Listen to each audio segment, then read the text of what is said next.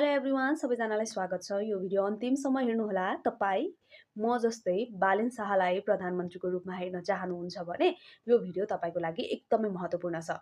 बालेन शाह झापा क्षेत्र नम्बर 5 बाट उठ्नुभएको छ। हामी सबैलाई जानकारी भएको विषय हो।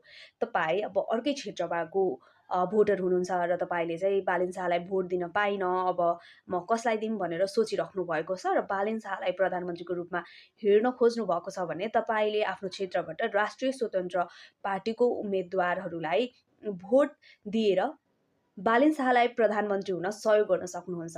कसरी भन्दा संसदमा प्रधानमन्त्री हुनको लागि चाहिँ बहुमत आवश्यक पर्छ। सो जति धेरै उम्मेदवार रासोपा पार्टीबाट जित्नुहुन्छ त्यति नै प्रधानमन्त्री हुनको लागि चाहिँ बालेन शाहलाई सजिलो हुन्छ। त्यही भएर बालेन शाहलाई सिधै भोट दिन नपाए पनि तपाईँले राष्ट्रिय स्वतन्त्र पार्टीबाट उठेका उम्मेदवारहरूलाई भोट दिएर बालेन शाहलाई प्रधानमन्त्रीको रूपमा हेर्न सक्नुहुन्छ। यो भिडियो तपाईँलाई कस्तो लाग्यो र अन्तिमसम्म मेरो भिडियो हेर्नुभएकोमा धेरै धेरै धन्यवाद।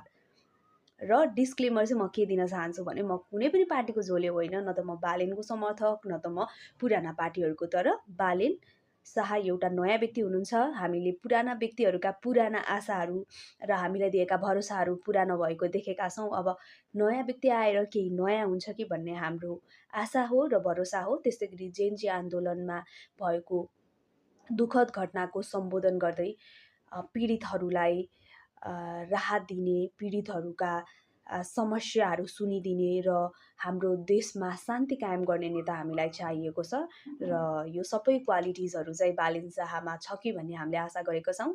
त्यसैले मैले भने बमोजिम तपाईँले गर्न सक्नुहुन्छ यदि तपाईँ बालेन शाहलाई प्रधानमन्त्रीको रूपमा हेर्न चाहनुहुन्छ भने। धन्यवाद।